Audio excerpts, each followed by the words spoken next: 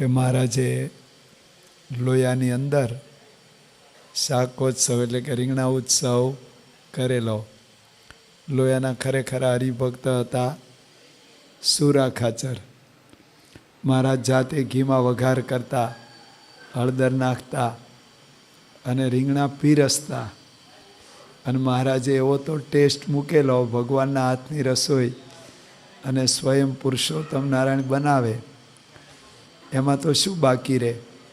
પણ મૂળ તો મહારાજનો હેતુ એ હતો કે બધાને એન કેન પ્રકારે મૂળ આપણી જે કાંઈ બધી આ આધ્યાત્મિક સાધનાઓ છે ને, ધ્યાન ધારણા બધું જે કાંઈ આપણે કરીએ છીએ એમાં મૂળભૂત શાસ્ત્રનો એક જ હેતુ છે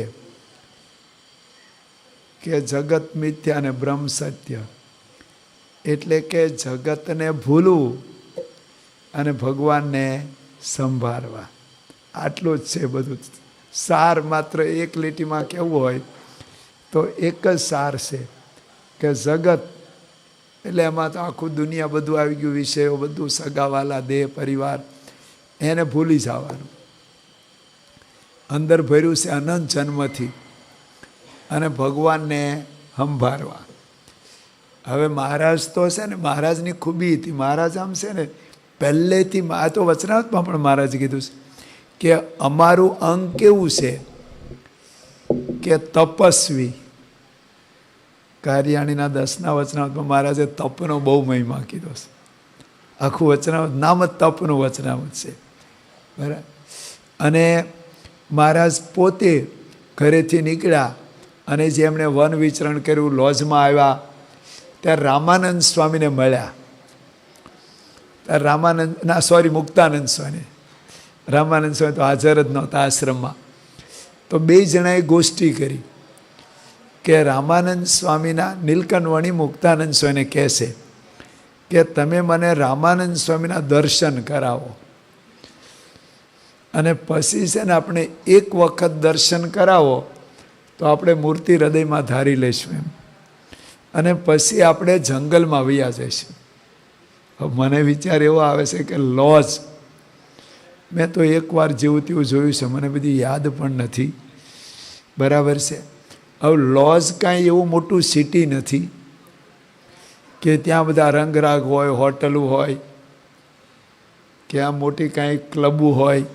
હમણાં એક છોકરો, હું આવતો હતો ને ધૂન પ્રાર્થના મારે એમાં ગઈ, એમાં છે ને એક અમેરિકાથી એક છોકરો એલો જય એનું નામ, અને મૂળ ગામ એનું સામરખા ચીનું. તો મેં કીધું તું રોકાતા કે ના. પછી મેં કીધું તું રાત ક્યાં રોકાશ? એના મામાનો તો બંગલો છે અહીં કુંજરામાં મોટો. એમ કે અમદાવાદ રોકાશ. તો મેં કીધું અમદાવાદ કોને ઘરે રોકાશ? એ કે તાજમહાલ હોટલમાં ઉતર્યો છું. બીજો એક જણો આવ્યો હતો, એનું નામ હતું એમ નીલમાં હતો. નીલ શું નામ હતું એનું? એમ નીલવાળો નામ ભૂલી. અલ્પેશભાઈ. એને મેં તેમ રોકાવાની કે ના. ક્યાં? એ કે હું મેરિયટમાં ઉતર્યો છું. એટલે મને મેરિયટ હું કાંઈ ખબર ના, રાવજી કાકાની હોટલ છે એટલી ખબર. એટલે મેં કીધું કે મેરિયટ એટલે હું? તો એક જણાએ મને સમજાવ્યું કે ઘણા બધા ફિરકા હોય, ઘણા હોય ને આમ નાના મોટા સંપ્રદાયના, એમાં BAPS કેવું કહેવાય? મેં કીધું તો ઊંચું સ્ટાન્ડર્ડ કહેવાય. એનું સ્ટાન્ડર્ડ બહુ ઊંચું કહેવાય, એનું મેનેજમેન્ટ, એની વ્યવસ્થા. તો કે તમારે હોટલમાં મેરિયટ એટલે BAPS સમજી લેવાનું. અમેરિકાની એની શાખા છે. તમે કીધું હોવાનું શું થાય? એ કે 25,000થી સ્ટાર્ટ થાય. એટલે ડોલરમાં રૂપિયાને કન્વર્ટ કરે તો કેટલા? $500થી રૂમની સ્ટાર્ટ થાય. એટલે મૂળ વાત ઉપર આવી જાય, આપણે લાંબુ નિરૂપણ કરવું નથી. નીલકંઠ વર્ણી રામાનંદ સ્વામીને કહે છે, ભૂલી જવાય, મુક્તાનંદ સ્વામી, કે આપણે જંગલમાં વયા જઈશું. એટલે મૂળ મેં એના અનુસંધાનમાં તાજની મેરિયટની વાત કરી કે લોજ. હવે લોજમાં કંઈ તાજમહાલ હોટલ નથી કે મેરિયટ હોટલ નથી કે મોટું ક્લબ આજકાલ શું હોય મને ખબર નથી. આપણે તો જિંદગીમાં એકવાર 30 વર્ષ પહેલાં જોયું છે, યાદ નથી, બરાબર. હવે મૂળ જ લોજ ગામડા જંગલ જેવું સમજો ને આજ તમારી અમેરિકાની દ્રષ્ટિએ કે ત્યાં કોઈ મોટા આમ રંગરાગ કે બહુ આમ કાંઈ બધી હોય એવું જ નથી. હવે એમાંથી મહારાજ વહી જવાની વાત કરે છે. એમાં આશ્રમ તો કેવો હોય, ત્યાં કાંઈ નહોતું, મઠ હતો ખાલી આમ સામાન્ય. મહારાજ કહેશે મુક્તાનંદ સ્વામીને કે આપણે જંગલમાં વયા જઈશું અને ત્યાં છે ને આપણે અખંડ ધ્યાન કરીશું. રામાનંદ સ્વામીના દર્શન કરાવો, એમની મૂર્તિ હૃદયમાં ધારી લઈશું અને અખંડ ચિંતન કરી અને આપણે ફળ ફૂલ પાંદડા જે કાંઈ મળે એ ખાઈશું. નહીંતર હવા ભરખી રહીશું. તેમને વન વિચરણમાં અંગ જ પડી ગયેલું હવા રખવાનું. એટલે અને પછી વચનામૃતમાં મહારાજ એક જગ્યાએ લખે છે કે અમારો સ્વભાવ તો કેવો હતો, પ્રથમના દસનામાં જ કદાચ સેવકરામ, કે ભાર નામે, બાર એટલે સુવિધા, સગવડતા, એક રૂમાલ કપડાનો ટુકડો જે આપણે 24 કલાક સાથે રાખી, એ રૂમાલ પણ રાખતા નહીં. આવો અમારો ત્યાગી સ્વભાવ હતો. બરાબર. એ મહારાજ, આ મહારાજના પ્રકૃતિની વાત કરીએ આપણે. એ મહારાજે પછી રામાનંદ સ્વામીની આજ્ઞાથી આ બધી જવાબદારી સંભાળી અને પછી હવે આવા ત્યાગ વૈરાગ્યવાળા હતા મહારાજ પોતે. અને એમના પરમહંસો પણ એવા હતા. કૃપાનંદ સ્વામી, નિષ્કુળાનંદ સ્વામી, ગુણાતીતાનંદ સ્વામી. ગુણાતીત સ્વામી પોતે જ કહે છે કે અમે એક ગોદડી રાખી છે, એટલે અમારે 12 મહિના શિયાળો, ઉનાળો, ચોમાસો માસ્ટર કી જેવી બધી સિઝનમાં બધા ટાણે કામમાં આવે.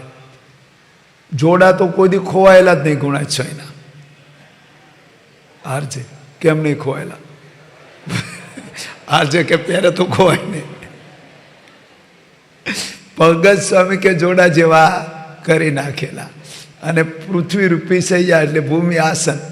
પણ ટૂંકમાં વાત કરીએ પૂરી તો ભાવાર્થ એટલો કે આ કક્ષાના પરમહંસો હતા. મહારાજ પોતે પણ એવા હતા. એ મહારાજે છે ને હજારો લાખો લોકોનું ઇન્વોલ્વમેન્ટ થાય, લાખો લોકોને ભક્તિના સંસ્કાર પડે, ભગવાનમાં જોડાય બધાને. જો આવો તપનો, આટલો ત્યાગનો, આટલો ધ્યાનનો આ યોગ બધા સધાવતા, હવે એવી કઠિન સાધનનો માર્ગ રાખ્યો હોત ને તો આપણે કોઈને અભીએ નહીં. બહુ મુમુક્ષુ હોય, ખરેખર ખપવાળા એ તે. એટલે મહારાજે બધાનું ઇન્વોલ્વમેન્ટ થાય, બધાને આનંદ થાય. અને મૂળ હેતુ મેં શરૂ કર્યો શું હતો કે જગત ભૂલવું અને ભગવાન સંભાળવા. આ મુખ્ય જ છે ને સાધનામાં તો એ જ ને. તો મહારાજે આ ઉત્સવ સમયા કર્યા. 12 ઉત્સવો થતા પણ લખ્યું છે કે બધા મેળા, એમાં કોઈ નિયમ ધર્મ નહોતા, કોઈ બાયો ભાઈઓની મર્યાદા નહોતી. અને ઉત્સવના નામે તો ઉડતું ચારિત્રને ભ્રષ્ટાચાર થતો. એવા બધા 12 મેળાઓ ચાલતા જગતમાં. પણ મહારાજે ઉત્સવોને છે ને આમ સુસંગીત બનાવ્યા કે એમાં બાયો ભાઈઓની મર્યાદા રહે, ભગવાનની સ્મૃતિ થાય અને સતા આનંદ આવે. તો પ્રથમના 3જા વચનામૃતમાં મહારાજ કહેશે કે હંમેશા વચનાનું નામ જ છે લીલા ચરિત્ર સંભાળી રાખો. અને મહારાજે તો ત્યાં એટલી ઊંચી વાત કરી કે જેને અંતરમાં ભગવાનની અખંડ મૂર્તિ દેખાતી હોય, હવે તો બહુ ઊંચી સાધના છે, તો પણ મહારાજ કે ભગવાને જે અવતારે કરીને જે સ્થાનકને વિશે જે લીલા કરી હોય સર્વે સંભાળી રાખવી. અને કહેશે કે એમાં કંઈક અંતકાળે, ધારો કે આપણો અંતકાળ બીમાર, કંઈક બધું જાત જાતનું બધી આપણે બધી આમ મૂંઝવણમાં હોઈએ, પણ જો ભગવાનના કહેશે કે ઉત્સવમાં હરિભક્તો સંતો સાંભળી આવે ઉત્સવ, તો એને યોગે કરીને મહારાજની મૂર્તિ સાંભળી આવે તો એ જીવનું અતિ રૂડું થાય અને ભગવાનના ધામની પ્રાપ્તિ થાય. આ વચન 3જો આખું એનું જ છે. એટલે મહારાજ કે અમે એકાદશી, જન્માષ્ટમી મોટા મોટા ઉત્સવો કરીએ છીએ. તો શ્રીજી મહારાજે આ રીતે બધા ઉત્સવો બહુ કરેલા. ફૂલડોલના ઉત્સવો કર્યા, અન્નકોટના ઉત્સવો કર્યા. હમણાં ભજન ગાય લોયાનું, લોયામાં મહારાજે રીંગણા ઉત્સવ કર્યો અને એવી તો સ્મૃતિ આપી. અને રીંગણામાં એવો તો સ્વાદ મૂક્યો ને તો લોકો અને મહારાજ જાતે પીરસે. મોટા મોટા દેવોને પણ જે પ્રસાદી દુર્લભ અવતારોને એ ભગવાન પોતે ભક્તો સંતોને પીરસે. આનાથી તો મોટું કયું સ્મૃતિ પર્વ હોય.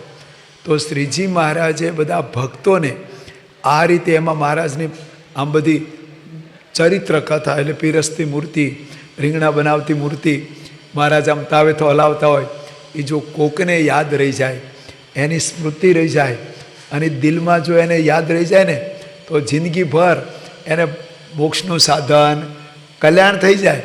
તો શ્રીજી મહારાજે ખૂબ આ બધા ઉત્સવ સમયા કરેલા. અને અનેક મહારાજ તો જ્યાં જાય, ઓલું લોકમાં કહેવત છે કે બાદશાહ ત્યાં બજાર. બાદશાહ એટલે રાજા જ્યાં ફરતો હોય ને, એ રાજા જ્યાં રોકાય ને ત્યાં વાવટી તંબુ લાગી જાય, માર્કેટ ખુલી જાય અને આખું બધું આમ નગર ઊભું થઈ જાય. એમ મહારાજ જ્યાં જ્યાં જતા ત્યાં બધા ઉત્સવોની રંગત જામતી અને ભક્તો બધા. અને ત્યાર પછી આપણી પરંપરામાં પણ બધા ઉત્સવો, શાસ્ત્રીમાંના વખતમાં તો કેટલી મુશ્કેલી હતી બધી, તો એ બધા ઉત્સવો ચાલતા. યોગી બાપા અને પ્રમુખ સ્વામી મહારાજે તો ઉત્સવોને એક વિશ્વની અંદર આદર્શ સ્થાપી દીધો. આપણો 81, 85, 92, 95 અને હમણાં છેલ્લે જે ઉત્સવ થયો એ તો આખા ગુજરાતની પણ વિશ્વભરમાં લોકો મોટા મોટા માંધાતાઓ બધી દૃષ્ટિકોણથી વિચાર કરતા થઈ ગયા. તો શ્રીજી મહારાજને ગુરુ પરંપરાએ આ ઉત્સવોને ખૂબ પોષણ આપ્યું છે. ઉત્સવો દ્વારા એમાંથી ઘણાને છે ને આ નિમિત્તે કોન્ટેક્ટ થાય. કોઈ સેવા કરવા આવે, કોઈને ગુણ આવે, કોઈ જોવા આવે, કોઈ હગાવાલાને લઈને આવે, કોઈ એમાં નાનું મોટું કાંઈક નહીં ને કાંઈક. આમાં તો કેટલાયની જરૂર પડે, કેટલાય સાધનોની જરૂર પડે. એન કેન પ્રકારે એટલે એક જાતનો મોક્ષનો પ્રોજેક્ટ જ સમજી લો. આ બધાને ભગવાનનો સંબંધ કરાવવા માટે આ બધા મહારાજે અનેક આયોજનો કરેલા. અને એમાંથી ધીરે ધીરે પછી અને જ્ઞાનને સમજણ તો ધીરે ધીરે આવતો થાય, કથા બહેતો થાય, એકવાર એને આમ સદભાવ થાય, આત્મીયતા થાય, પછી ધીરે ધીરે મૂળ તો આત્મારૂપ થવાની વાત તો મુખ્ય હેતુ છે, એ પણ ધીરે ધીરે થાય. પણ મહારાજે આવા ખૂબ ઉત્સવ ચરિત્રો કરેલા. મહારાજે ખૂબ ચરિત્રો બધા આપણે આખી શ્રેષ્ઠ આપણે ગાઈએ છીએ એમાં બે જ વસ્તુ આવે છે, મહારાજની દિનચર્યા અને મહારાજનું જે અંગ, મહારાજનું જે શરીર, એના બધા ચિહ્ન, ચરિત્ર, મહારાજની મૂર્તિનું વર્ણન. અને એનો એટલો બધો મહિમા છે કે આપણે તો રોજ સંતો બધા નિત્ય ગાન કરે કે આખું રાત્રે સૂતા પહેલાં કે જગતનો વ્યવહાર, સંસારનો ફેર છેડ્યો એ બધો ઉતરી જાય. અને ભગવાન અને પ્રેમાનંદ, હમણાં પ્રેમાનંદ, સારું પ્રેમાનંદની વાત સાંભળીને તો આપણું હૃદય ભરાય છે. કોણ જાણે ખબર નહીં કંઈક પૂર્વના કેવા હશે. એના બધા કીર્તનો સાંભળીએ તો કેટલી મહારાજની મૂર્તિમાં એમનું દિલ લાગેલું છે. ગજબની સ્થિતિ હતી પ્રેમાનંદ, બધા પરમહંસોને, પણ ગુણાજ સ્વામી, પ્રેમાનંદ સ્વામી, જે મહારાજની મૂર્તિની અંદર એમને જે આમ દિલ લાગી ગયેલું. આપણે ગોપીઓની વાત સાંભળીએ છીએ ભાગવતમાં કે ભગવાનની મૂર્તિમાં એ આમ ગાંડી ઘેલી બની જતી, એને જગતને, વ્યવહારને આ બધું ભૂલાઈ જતું. પ્રેમાનંદ સ્વામી એવા જ હતા. આ ભજન હમણાં ગાયું ને કે મહારાજને એક નાના નાના ચરિત્રો, આમ મહારાજની મૂર્તિ અને એમનું ચિંતવન આમ અનેક રીતે અલગ અલગ રીતે વર્ણન કરતા. તો હમણાં લોયાનું કીર્તન આપણે સાંભળ્યું કે મહારાજે રીંગણા ઉત્સવ કરેલો, બધા ભક્તો સંતોને જમાડેલા અને મહારાજની હાથની પ્રસાદી પણ બધા મહારાજ જાતે પીરસતા.